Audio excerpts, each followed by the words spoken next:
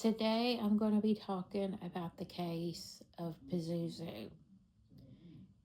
He was born Jonathan, and when he was a kid, his parents got divorced, and as soon as his dad left, his mom would find somebody else. And he didn't like his stepdad. They didn't get along. So he had a condition to where he didn't really like to go out a lot.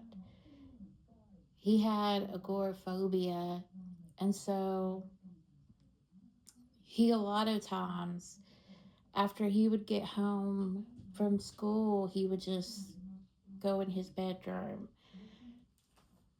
And his mom had a hard time getting him to come out of his room, which is kind of ironic because as he gets older, his mom would be the one that stayed in her room a lot.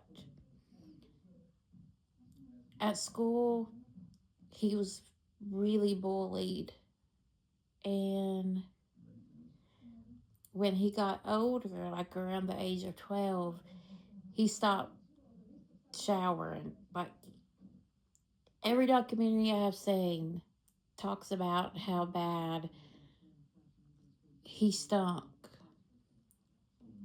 And so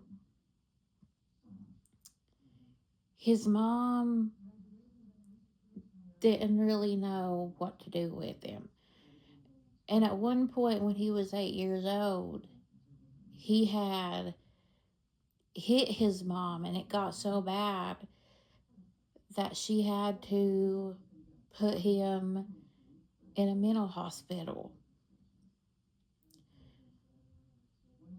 So as he got older, she really gave him everything he wanted.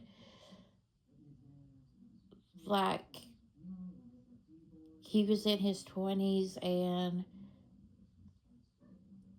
she was letting him live with her, and she was still doing everything for him.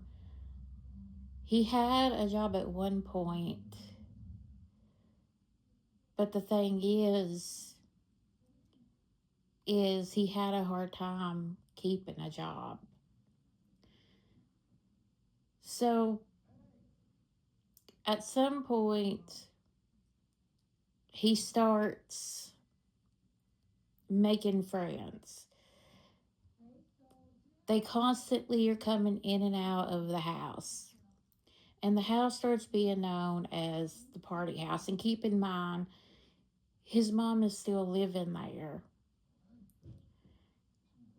Well, she would stay in her bedroom a lot, and it is said that her room was really the only one that was the cleanest because the house wasn't in the best of shape. Well, he got to the point where he got some face tattoos, he had dreadlocks, and he filed his teeth down. And then he would meet a girl named Amber, and she would become just one of his fiancées. He would have more.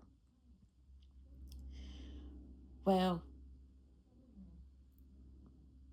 it's it seemed to me that the guys that hung around him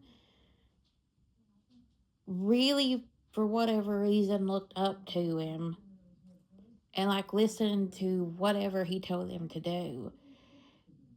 And his fiancées were really the same way. Like, women just were drawn to him for whatever reason. And after all this that's going on, like I said, the mom never really says anything to him. And I think one of the reasons is because she felt a lot of guilt of things that happened when he was younger. So he would tell his friends, neighbors, that he had killed people. The thing though is that nobody took him seriously. Nobody believed what he was saying when they probably should have. So this is where we get in to Josh. Josh is, a lot of people around him would say he was a nice guy. He really loved his family. And he fell on some bad times. Him and his wife had just got divorced, but even though you could really tell through a lot of documentaries that she still really loved him. Well, one day he goes missing. And at first, she thinks it's because maybe there's a warrant for his arrest and he's just trying to get away. That wasn't the case though.